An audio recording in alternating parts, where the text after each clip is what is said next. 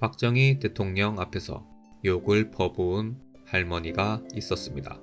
1970년대 전주 한 국밥집 할머니가 손님을 보고 이렇게 말했습니다. 이놈아, 네가 어쩌다 박정희를 그리 닮았냐. 누가 보면 대통령인 줄 알겠다. 하지만 그 자리에 앉아있던 사람은 진짜 박정희 대통령이었습니다. 그런데도 할머니는 임종 때까지 그분이 대통령이 아니라고 우겼습니다. 도대체 무슨 일이 있었던 것일까요? 때는 1970년대 초반, 전라북도 전주, 지방시찰차 전주를 방문한 박정희 대통령은 하룻밤을 묵게 됩니다. 그날 저녁 지역 인사들과의 만찬 자리에서 술을 마신 박 대통령은 다음날 아침 심한 숙취에 시달렸습니다. 해장이 절실했던 박 대통령은 수행원들에게 지시했습니다. 전주에서 콩나물 국밥이 유명하다던데 하나 가져다 달라고 말이죠.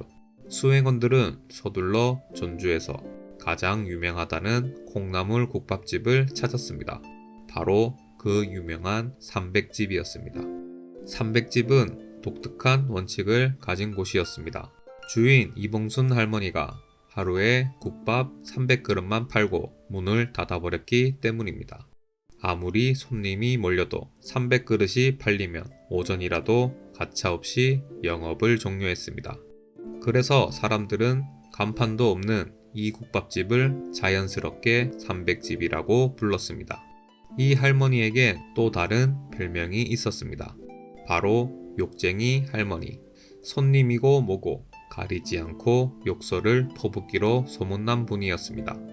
하지만 맛만큼은 정말 끝내줬습니다. 전주천 물로 직접 길러낸 콩나물로 끓인 국밥은 해장의 그만이었습니다. 수행원이 삼백집 문을 열고 들어섰습니다. 공손하게 배달을 요청했습니다. 그 순간 할머니의 고함이 터져 나왔습니다.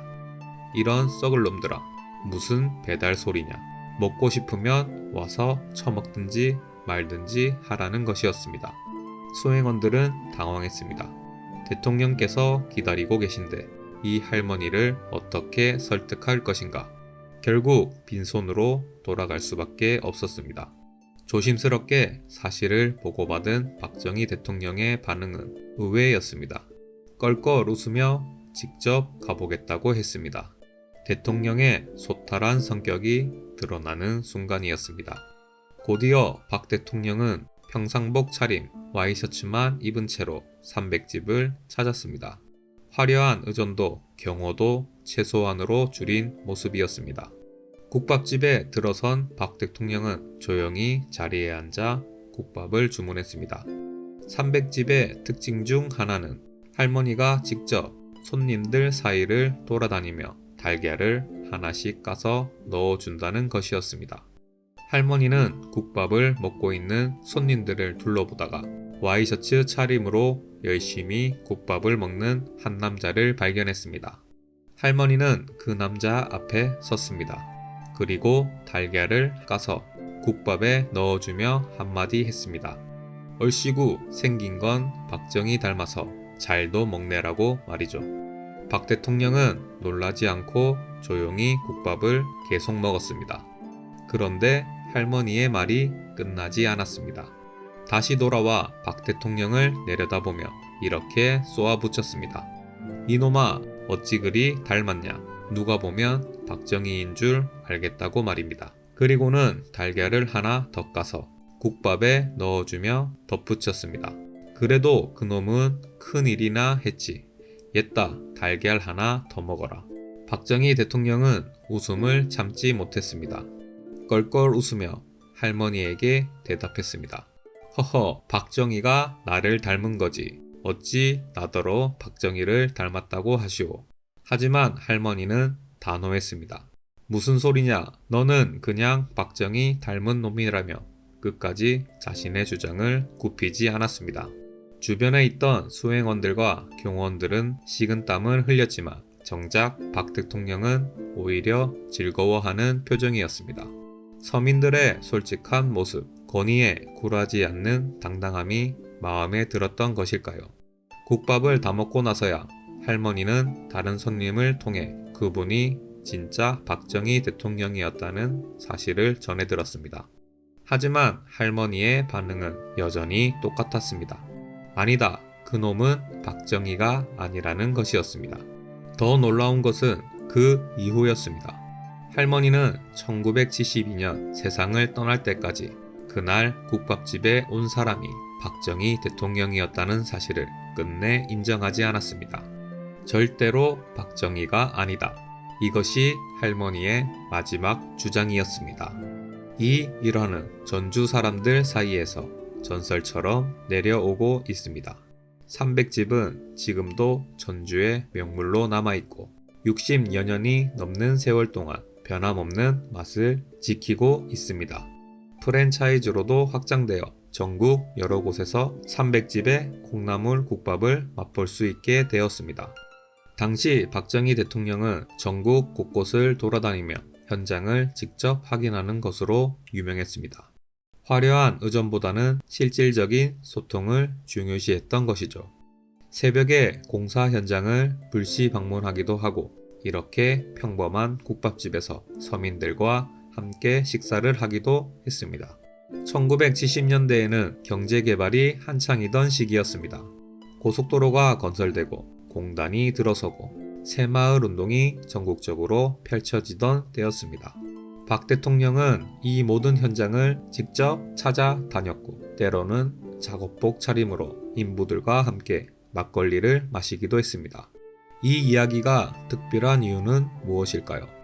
아마 건의를 내려놓고 서민 속으로 들어간 지도자의 모습과 그 누구 앞에서도 당했던 서민의 기계가 만나는 지점 때문일 것입니다.